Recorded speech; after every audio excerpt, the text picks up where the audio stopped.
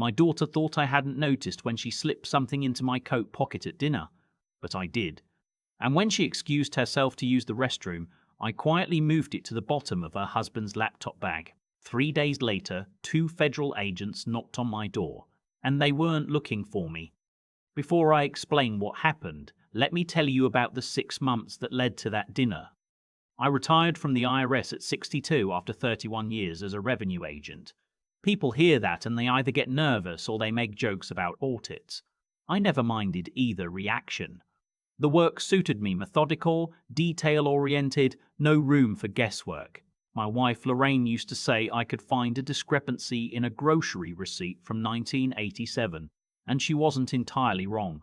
She passed 4 years ago. Pancreatic cancer, 7 weeks from diagnosis to the end. The house in Rockford, Illinois went quiet in a way I still haven't fully adjusted to. My daughter Ingrid was 34 when all of this happened. She married a man named Conrad 3 years earlier, a private wealth consultant he called himself, which always sounded to me like a title designed to obscure more than it revealed. He wore expensive watches and gave firm handshakes and never quite looked you in the eye long enough to mean it. But Ingrid loved him, and Lorraine had liked him well enough before she died. So I kept my reservations to myself. For the first year of their marriage, things seemed fine. Ingrid called on Sundays. They came for Thanksgiving. Conrad grilled steaks on the 4th of July and complimented my back porch and seemed, on the surface, like a man settling into family life. Then the requests started. The first one came 14 months after the wedding. Conrad had a client opportunity, a real estate syndication deal in the Nashville market that required fast capital. They just needed a short-term bridge loan, $60,000, to secure their position before the window closed. Conrad walks me through projected returns on a napkin over dinner at a restaurant I couldn't afford to eat at regularly. Ingrid watched me with careful eyes from across the table. I said I'd think about it. I did think about it. I thought about it for 2 days, then I wired the money because Ingrid was my daughter, and because I still felt Lorraine's absence like a missing tooth my tongue couldn't stop finding, and because saying no to my only child was harder than I wanted to admit. That was a mistake I would make twice more before I stopped making it.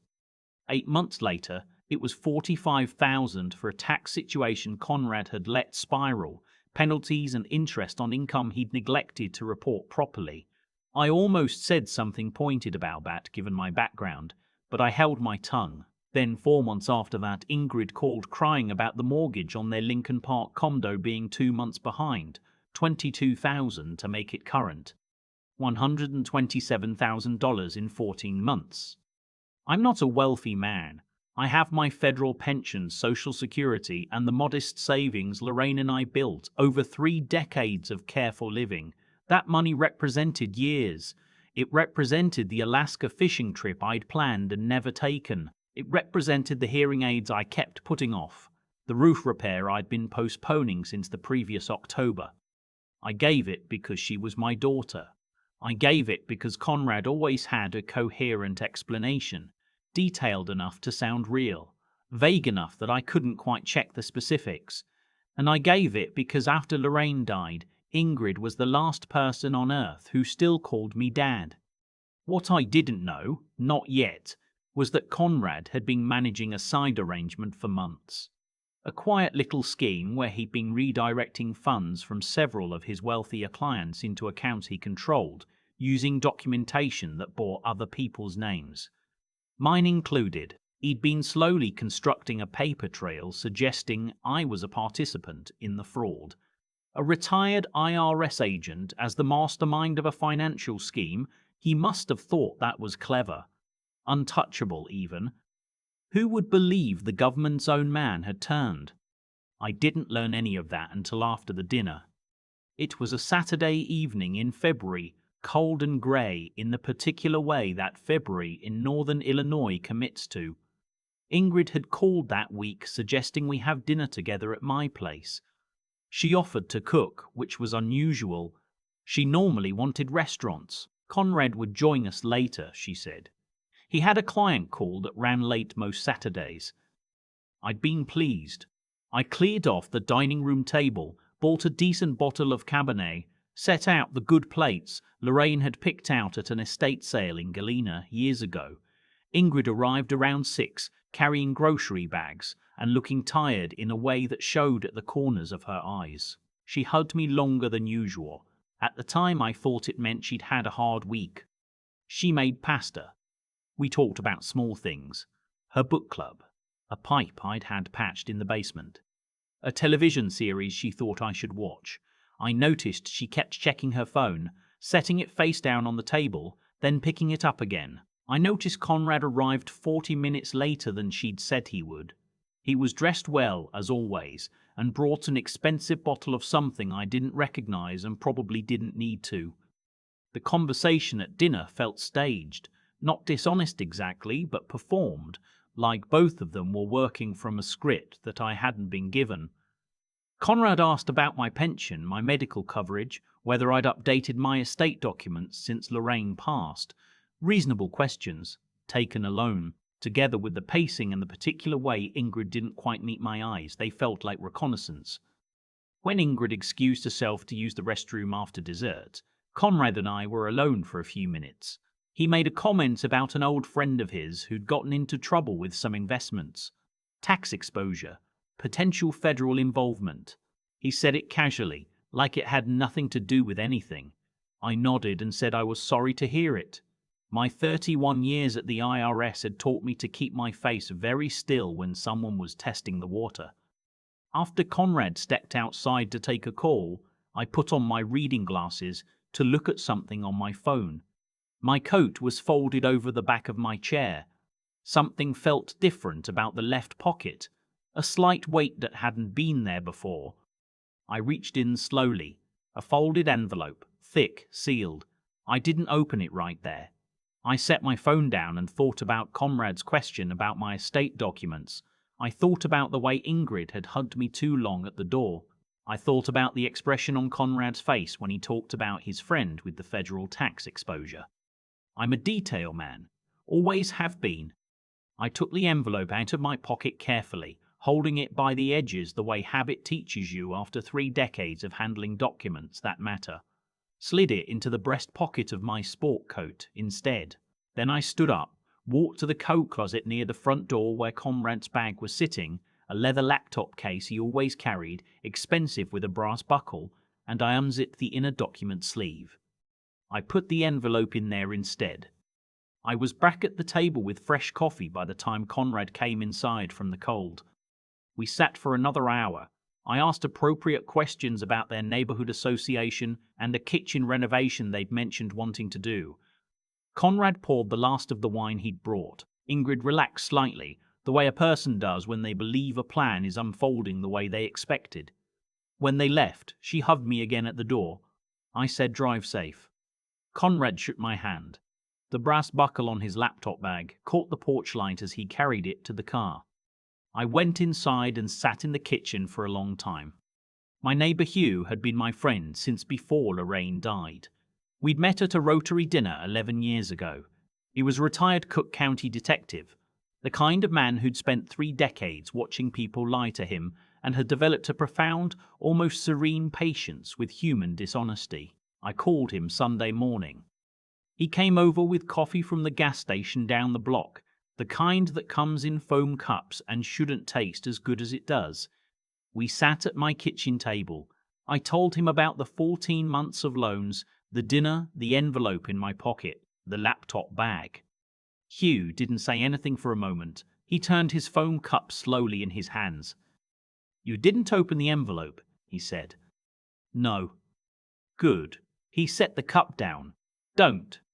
He made a call from my kitchen to someone I didn't know, who apparently knew someone at the FBI's Financial Crimes Division in Chicago. Hugh explained to me afterward that Conrad had already been flagged, that the investigation had started from the client's side, from someone who'd noticed account irregularities and made a complaint. They didn't have enough yet to move. What they needed was documentation. What I had unknowingly done, or rather, what Conrad had accidentally done by putting that envelope in my coat, was hand them a thread. 3 days after that dinner, 2 agents came to my house, a man named Delgado and a woman named Park. They were professional and careful, and they asked me to walk them through everything from the beginning. I did. I told them about the loans and the dinner and the envelope and the laptop bag. I told them about Conrad's comment about his friend with the federal tax exposure. I answered every question they asked, and I asked some questions of my own, because 31 years at the IRS means you understand how these things work, and I wasn't going to sit in the passive position if I didn't have to. Agent Park asked if I'd been aware of any documentation bearing my name in relation to any accounts or transactions I hadn't authorized. I told her that was a question I'd been waiting for someone to ask. What followed was the kind of process that looks simple from the outside and feels nothing like simple from the inside. Warrants, interviews, forensic accounting, Conrad's client files, bank records stretching back 3 years, the documentation he'd built using my name, invoices, transfer authorizations, account opening paperwork with my signature reproduced with the specific care of someone who'd had practice. He'd been building it since before Ingrid and I ever had the conversation about the Nashville real estate deal, since before the first loan. He hadn't needed the money from me. He'd needed my name in the transaction history, my involvement established, so that when the client fraud surfaced, and he must have known it would surface eventually, there was a plausible alternate explanation standing next to him. That detail was the hardest thing to sit with. Not that my son-in-law had tried to frame me. Men do terrible things for money, and Conrad had been doing terrible things for money since well before he married my daughter. But I could understand, in the cold way I'd learned to understand human failure over 3 decades of looking at what people did when they thought no one was adding up the numbers. What was hard was Ingrid. The agents were careful about what they told me and what they didn't, but Hugh had contacts, and over the following 2 weeks I pieced together enough to understand that Ingrid had known more than she'd admitted to herself that she knew. She hadn't built the scheme, she hadn't forged the documents, but she had looked away from things that should have made her ask questions. She had been there at that dinner with a script she hadn't written, but had agreed to perform. She called me 10 days after the agents visited. Her voice was careful and thin, the way it sounded when she was managing something she didn't want to say out loud. "Dad, I don't know what you told them." "I told them the truth," I said. A long pause. The refrigerator hummed. Outside, a truck was backing up somewhere on the street, that intermittent beeping that seems to go on longer than it should. "Conrad says this is all a misunderstanding, that there's a reasonable explanation for everything." "There probably is," I said. "I imagine we'll all hear it in court." She didn't say anything. Ingrid. I kept my voice even. This was the voice I'd used in conference rooms for 3 decades, delivering findings that people didn't want to hear. "I love you. That's not a question. But I am not going to lie for Conrad. I'm not going to soften what I know. I'm not going to make myself smaller so that his story has more room." Another pause.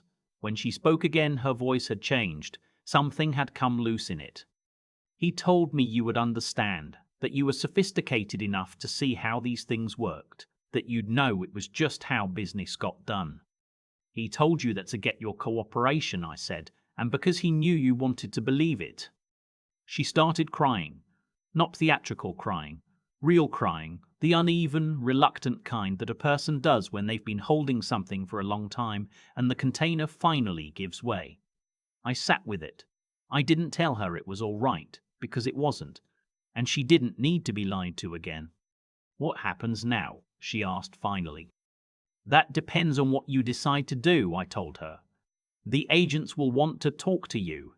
What you tell them and how honest you are about what you knew and when you knew it, that's going to matter more than anything Conrad says on your behalf." She took that in quietly. "I'm sorry, Dad." "I know you are," I said. "I need some time before I can tell you whether sorry is enough." The trial was 7 months later. I sat in the gallery, not at the prosecution table. I was a witness, not a party, and the distinction mattered to me. The courtroom was modern and beige, the fluorescent lights the kind that fatten everything. Conrad's defense attorney was good. He was thorough and articulate, and he did his level best to suggest that the documentation bearing my name reflected a genuine business relationship I'd entered into voluntarily and later tried to disclaim when the arrangement became legally inconvenient. I testified for 4 hours over 2 days. I answered every question directly, and I did not speculate beyond what I knew from direct observation. When Conrad's attorney asked whether it was possible I had signed documents I no longer remembered signing, I told him that in 31 years as a revenue agent, I had signed thousands of documents and had never once failed to retain a copy for my own records, and that if such a copy didn't exist, the signature wasn't mine. He moved on. Conrad was convicted on 11 counts of wire fraud, securities fraud, and money laundering. The sentencing guidelines suggested 8 to 12 years. The judge gave him 9.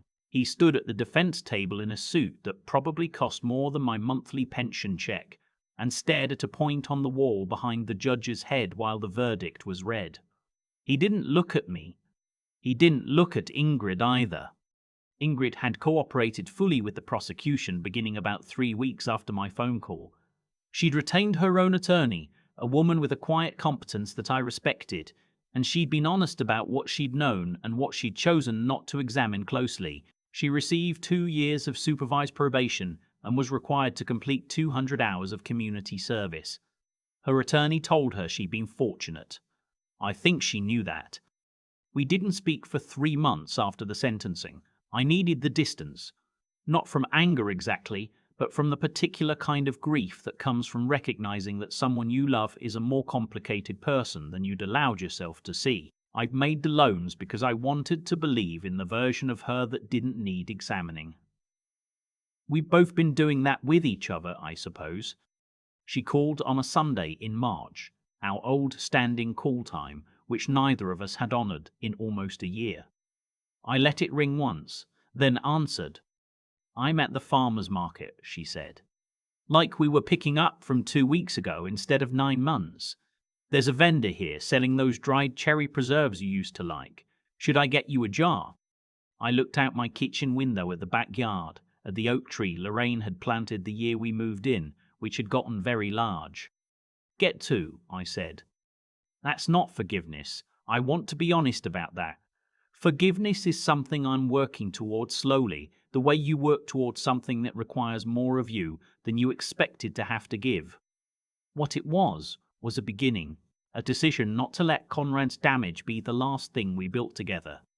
I recovered 103,000 of the 127,000 through the fraud restitution process. The remaining 24,000 I've accepted as the price of a lesson I should have learned sooner about the difference between love and obligation, between being a father and being a resource. I finally scheduled the Alaska trip. September, 12 days. A float plane to a lodge on the Kenai Peninsula. Hugh is coming. He's never fly fished before, which he's pretending not to be anxious about, and I'm pretending not to notice. I bought a decent pair of hearing aids. The world is louder than I remembered. And last month, for the first time in 4 years, I opened a bottle of Lorraine's perfume that's been sitting on my dresser. Just took the cap off and held it there for a minute, not trying to bring her back, not drowning in it, just letting it be what it was, evidence that something good had existed and that I'd been part of it, and that I still was in the ways that mattered. Some chapters end with a door slamming. This one ended with me standing at a dresser on a Tuesday morning, holding a small glass bottle, deciding that the rest of my life was still mine to fill. There's a thing I used to tell newer agents at the IRS when they were still learning how to read a set of books, that the numbers almost never lie, but the story built around them almost always does. I thought about that a lot in the months after Conrad's sentencing. Not about the fraud, about myself, about how I had looked at 14 months of escalating requests and chosen each time to believe the story rather than the numbers. That's the part that cost me sleep sometimes, not what they did, what I let happen while I was busy being a father. I've come to think that the hardest version of integrity isn't the kind you maintain under pressure. It's the kind you have to apply to people you love. Anyone can be honest with a stranger. It takes something different to look at your own daughter and say, clearly, Without flinching, this doesn't add up. For 3 decades, I did exactly that at work. At home, I kept a separate set of books, one where the columns were allowed to not quite balance because the alternative was too painful to examine. What saved me wasn't cleverness. I want to be honest about that. I moved that envelope on instinct, the same instinct that made me keep copies of every document I'd ever signed and noticed when something felt wrong in a room even before I could name the specific thing. That instinct was the product of 31 years of disciplined attention. It wasn't a gift, it was a habit. Built slowly, maintained consistently, available to me in the moment I needed it most because I hadn't let it go soft. That's what I keep coming back to when I think about Conrad's plan and how it unraveled. He was smart. His documentation was genuinely good, careful, layered, constructed over time. He understood accounting, and he understood human psychology, and he understood how to build a story that held together under casual inspection. What he didn't account for was that the man he was trying to frame had spent 31 years doing nothing but careful inspection. He assumed that love would make me sloppy. He assumed that a father's need to believe in his daughter would override everything else I'd trained myself to be. He was almost right. The willingness to keep going, to sit at that kitchen table with Hugh and tell the truth about everything, including the parts that reflected poorly on my own judgment, to testify for 4 hours without softening a single detail, that didn't come easy. There were moments when it would have been simpler to let certain things be ambiguous, to protect Ingrid by shading what I knew. I understood the impulse completely. I chose not to follow it, not because I didn't love her, but because I'd watched what protecting people from consequences had already cost both of us.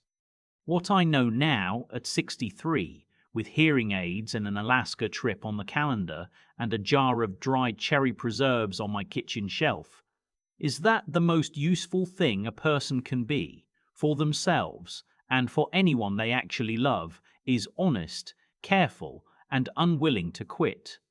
Not rigid, not cold, but clear-eyed enough to see things as they are, steady enough to act on what they see, and willing to keep going even when the thing they're walking toward is hard.